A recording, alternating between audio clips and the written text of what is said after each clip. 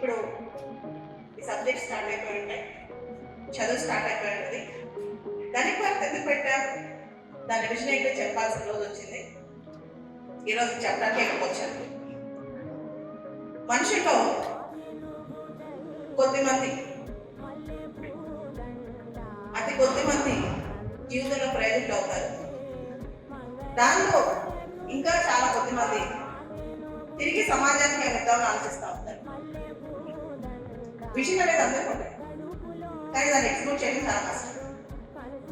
అటువంటి ఒక గొప్ప వ్యక్తి కావచ్చు, మనుషుల మహర్షి కావచ్చు, విక్రమ్ నారాయణరావు గారి ఫౌండర్, ధనిక్ భారత్ విద్యా సంస్థల ఫౌండర్ విక్రమ్ నారాయణరావు గారు.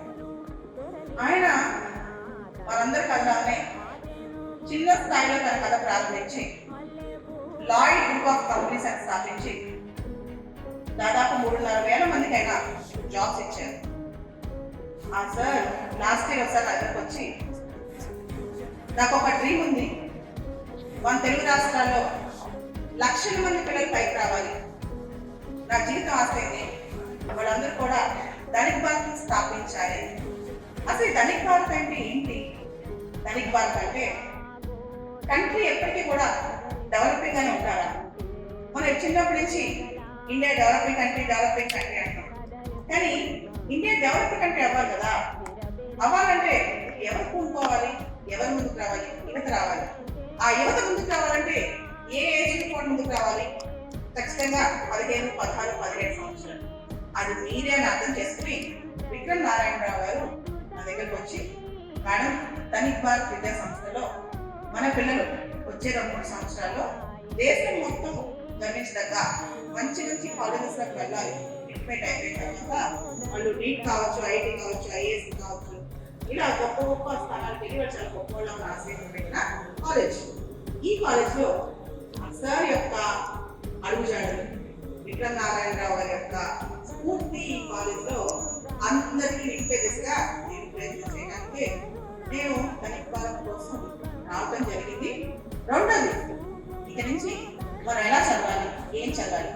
ఫస్ట్ ఫేజ్ అంటే మీరు అడ్జస్టింగ్ ఫేజ్ అయిపోవచ్చింది, అండ్ స్లోగా మీరు అడ్జస్ట్ అవుతూ వస్తున్నారు.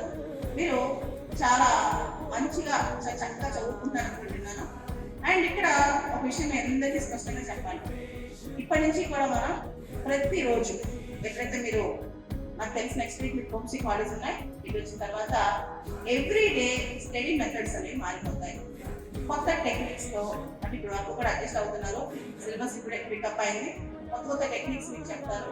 మీకు కావాల్సిన సపోర్ట్ సిస్టమ్ రెడీగా ఉంటుంది, మీకు కావాల్సిన మెంటర్స్ రెడీ అయిపోయారు, అందరినీ మీకోసం తీసుకొస్తున్నాం అనమాట. రెండోది, మీరు బాధ్యత మేడం చూస్తున్నారు. బాధ్యత మేడంకి ఇంత అదృష్టం లేదు ఇలాగా ఇలా కాలేజ్లో కూర్చొని చదివి. నేనేం తెలుసా, రోజుకి 10-12 గంటలు సొంతంగా ప్రిపేర్ అయ్యాను. నేను 10th క్లాస్లో స్కూల్కి వెళ్ళేది ప్రైవేట్ రాశాను, ఇంటర్మీడియట్ కాలేజ్ ఫ్రెండ్స్ కాలేజ్కి వెళ్ళేది ప్రైవేట్ రాశాను, డిగ్రీ కాలేజ్కి వెళ్ళేది ప్రైవేట్ రాశాను. కానీ సివిల్ సర్వీసెస్ అంటే మీ అందరికీ వినే ఉంటారు, ఐఏఎస్ ఐపీఎస్ సాధిస్తే దేశంలో నన్ను కూడా గుర్తిస్తారు, వాళ్ళ తన కూడా సమానమైన అవకాశాలు ఉంటాయని చెప్పి నేను సివిల్ సర్వీసెస్ ప్రిపేర్ అయ్యాను అనమాట. అలానే మీరు నీట్ కావచ్చు, ఐఐటి కావచ్చు, చాలా వాటికి మీరు ప్రిపేర్ అవుతుంటారు. నా కోరిక ఏంటంటే మనం అన్ని ఛాలెంజెస్ ఎదుర్కొని, అన్ని కష్టాన్ని ఎదుర్కొని మనం ఫైట్ చేయాలి.